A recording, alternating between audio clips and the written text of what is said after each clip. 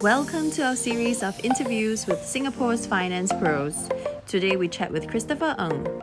He's the Dr. Wealth Early Retirement Masterclass trainer.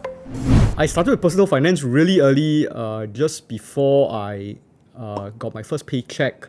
I've already started reading up and I was preparing to put my earnings into unit trusts. All right, the year was 1999. We don't have exchange traded funds at that time, so to get diversification, you will need unit trusts. What were your early financial goals? The first trigger that I experienced when I was working, I was in the business of outsourcing. One of my colleagues in Europe whose contract was not renewed, he committed suicide and he lost his life. So that was a time where I really started to hunker down and I really started to think about personal finance.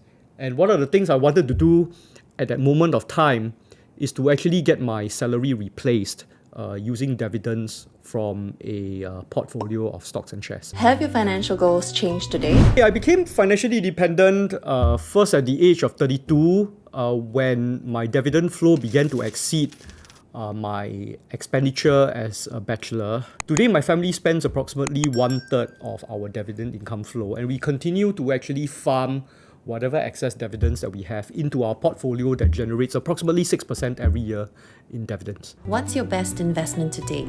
Okay, the best investment that I've ever had, it might disappoint some people who are listening in. It's actually putting in about 3 years of my life to study the Chartered Financial Analyst program.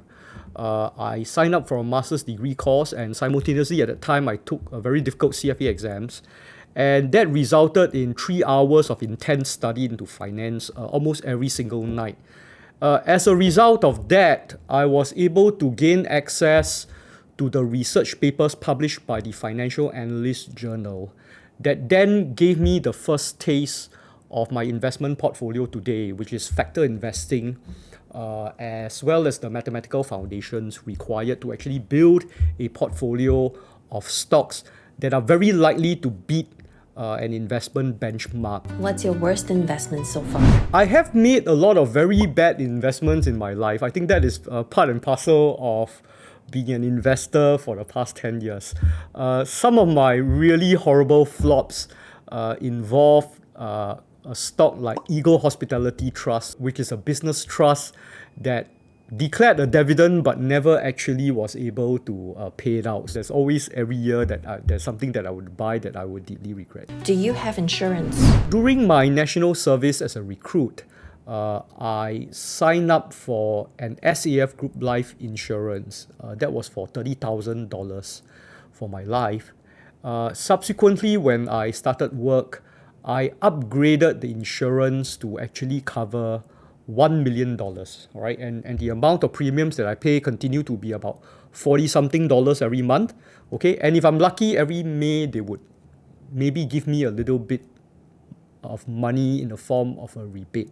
Yeah, and the term life insurance is the only insurance that I have right now. How have you made insurance work for you? So as I've developed diabetes at a fairly young age, around the age of 30, hospitalization insurance has always been a luxury for me because if I were to get it, there will be a lot of exclusionary clauses or I might end up spending a lot on riders. So instead of going through the insurance route, I have taken the investment route, all right, where I'm effectively the insurance company that is protecting my family from these contingency plans. I'm a strong believer in term life insurance because you get maximum bang for your buck. Right, for $40, I'm protected for $1 billion, right, if in case anything were to happen to me. The rest of my insurance as well as the risk coverage, it's done completely by a dividend portfolio that gives 6% a year. So imagine if you have, for example, $3 million of invested assets, it generates approximately $180,000 of cash flow every year. That is the amount of money that I use to defend against all other contingencies. If you look at the way I design my insurance scheme, I am basically making myself my own underwriter, right? Using an investment portfolio to deal with every single event that happens within my family. What's a finance tip you would like to share with everyone? I think the most important thing that I think young people should try to understand, and many do these days, is that your main source of earnings is probably not going to be enough as you go through life. One of the reasons is that when you hit 30 to 40 years old, the knowledge that you've picked up in university might become obsolete very quickly, and you might find that there are certain stages in your life where you have to reinvent yourself and move to a different career, right? A career or a job that probably did not exist when you were studying in your university, right? As such, the ability to actually invest your money in a portfolio to generate dividends for you is something that actually is non-negotiable, right? So when you are starting work, start small, try to get a regular payout of about $300 every quarter, it averages out to about $100 every month, and slowly build up to a investment cash flow that you can comfortably live on,